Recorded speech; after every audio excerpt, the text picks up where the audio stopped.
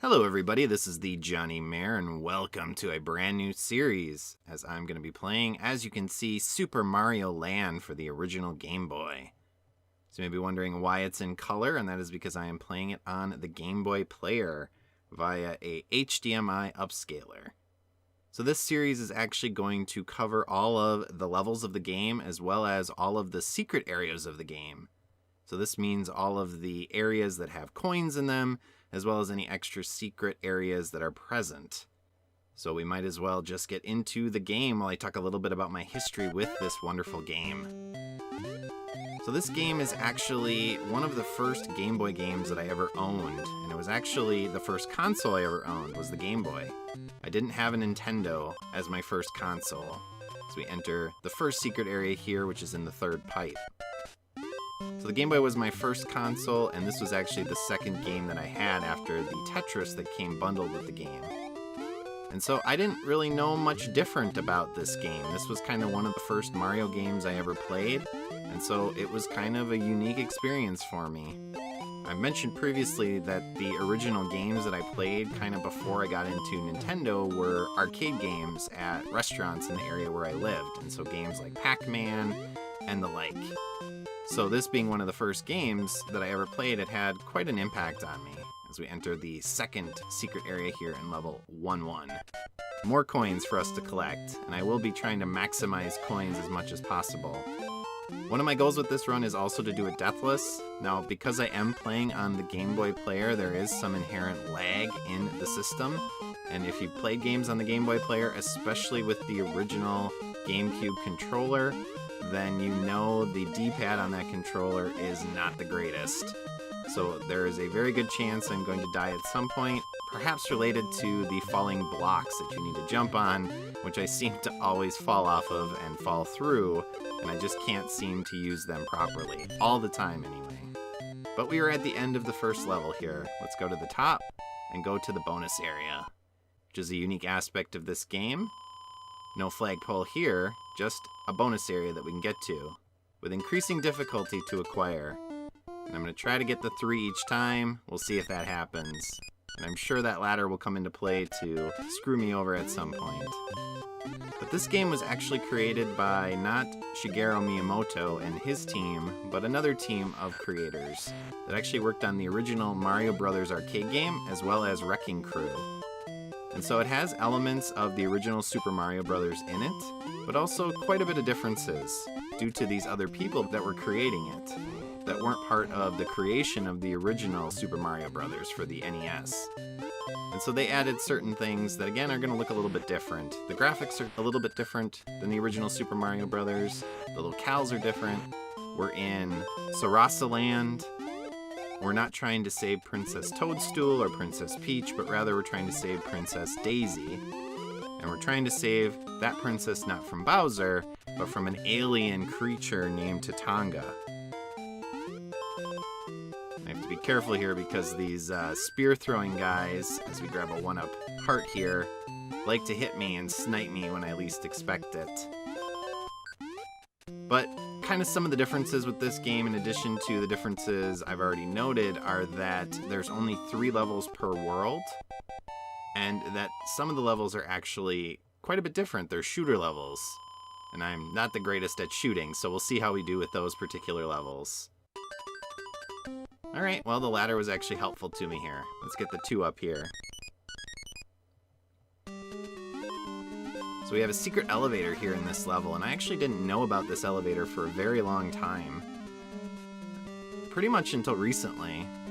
We're going to head across the top here. You'll notice in this version with the Game Boy Player, the falling blocks are a little bit easier to notice because they're actually colored slightly different.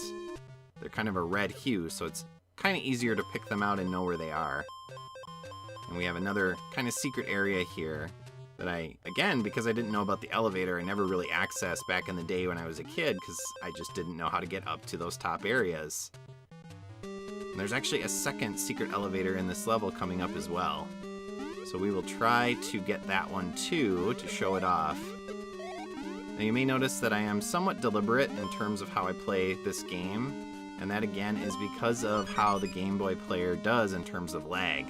I don't want to make easy mistakes and simple mistakes that result in kind of unnecessary deaths, as we find the second elevator here. So this one again will take us up to the top floor, and then we can enter the pipe here to get to our second secret area. So most of the levels do have 2 secret areas. There are some exceptions. Level 1, 2 did not have any secret areas, and that's one of the rare ones in the game that doesn't have any secret areas. But the game was produced by Gunpei Yokoi, who was the creator of the Game Boy, as well as the very famous and wonderful Virtual Boy.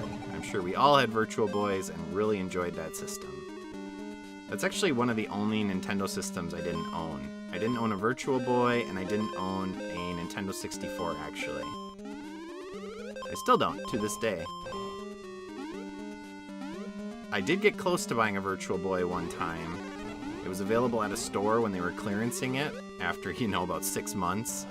And I think they had like a Virtual Boy and like all the games that were available, like 3 or 4 at the time, for like $50, but I didn't buy it for some reason. I probably should have. So we get to the first boss here. It makes a wonderful sound when you shoot him with the super bouncy ball. No fireballs in this game. You gotta hit him 5 times with the bouncy ball to kill him off. And we're done! We've saved Princess Daisy. As anyone who's played a Mario game knows, especially these early ones, it's only one world that you have to go through, and then you save the princess. And she totally doesn't have a handlebar mustache. Oh no, she turned into an enemy. It's not actually the princess. What a shock. But we do get the bonus game again. And we'll get 3 more lives. So a lot of the bosses, and actually all the enemies, really have their original Japanese names. I'm not sure they actually changed any of the names in the translation. Not that the translation is sort of obvious in the actual gameplay, it's more in the manual itself. First pipe leads us to another secret area here, and this one's a little tricky. So you want to be careful if you don't want to fall down to that pipe down there. Try to be careful in terms of slowly edging forward to grab the coins. And if you're small Mario, obviously you can't get to the upper area, so you'll only be able to get the coins on the bottom. And this likes to kind of grab you and pull you into the pipe, so again, you have to be very careful, kind of sneaking forward to get into it. I hate this level though, because it has seahorses that will jump up and shoot fireballs at you, and they always seem to again snipe me, kind of like the spear wielders in World 1-2. We'll try to be careful and not get hit by them. Fortunately, we do have a invincibility star here that we can use to avoid the first one. So there it is. Let's try to get past them. We'll go down this pipe here to get to the second secret area. We'll find the hidden block here to get up to the top area. And what's interesting is how the Game Boy and even the Game Boy player uses audio in this particular game. So you'll notice that sometimes the audio switches from left to right channel, and that's unique because basically you may think if you're only listening with one headphone or if you're listening via mono that maybe the audio cuts out, but really that's because essentially it's changing the audio channels depending on what you're doing. Alright, we got him. This is a common world for me to die, so I'm glad I didn't. But let's not count our chickens here before they hatch. Let's get to the end of the level. And see the infamous blocks here. I hate these things. Can we get across? Yes. Alright, let's get to the bonus level.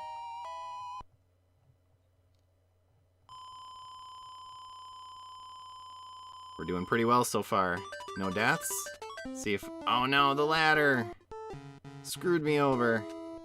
I wanted my 3 lives. Now this level is actually pretty cool because it has a secret area that's right out in the open. And again, it's one of those areas that I never really knew how to get to originally because it just doesn't seem obvious what you're supposed to do. It seems very counterintuitive.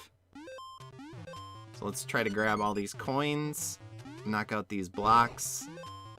We're up to 17. It's actually 18 lives because you can actually continue with 0 lives in this game.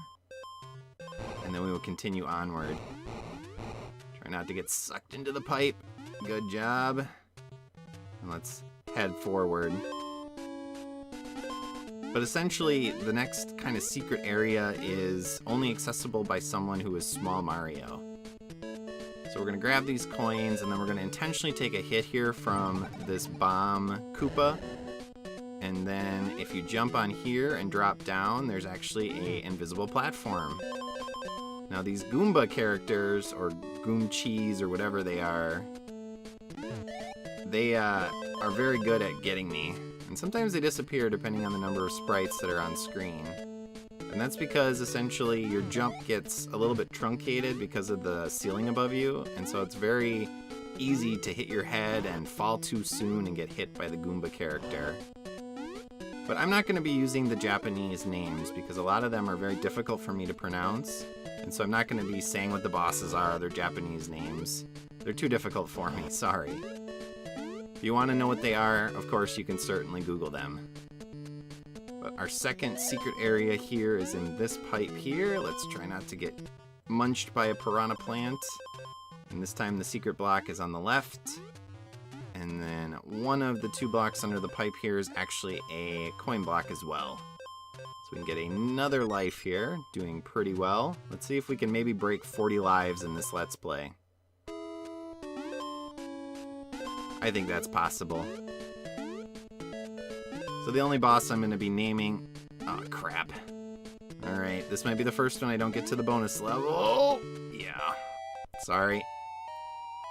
I hate those falling blocks.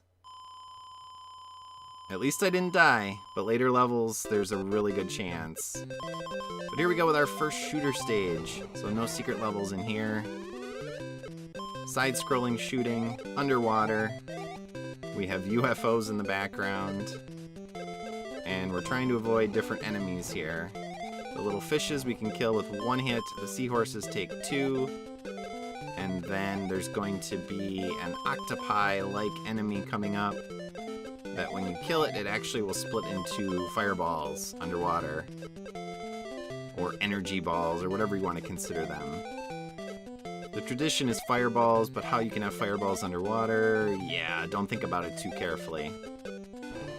So we're going to try to dodge the enemies here, break through these blocks, and get to the end. And not get killed by getting stuck on a block. It's very easy to get stuck on stuff when you're Big Mario. I've had numerous times where I've died accidentally on blocks, unintentionally. Okay, we're doing okay. Let's kill some more fish. Let's see if we can get every coin in this lovely little Mario name here.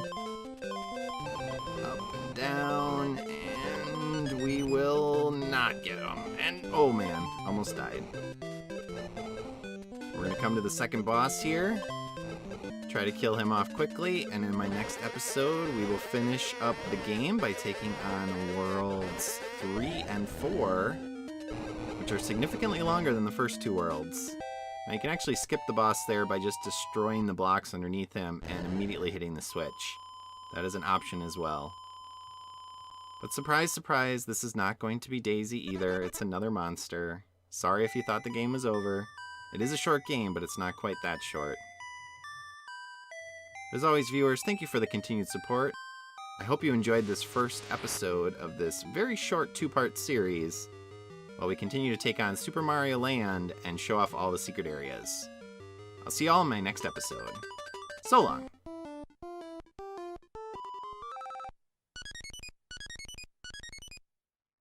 Thanks for watching. If you enjoyed this video, please press like and leave a comment below. Please also subscribe to my channel and press the notification bell. See you next time!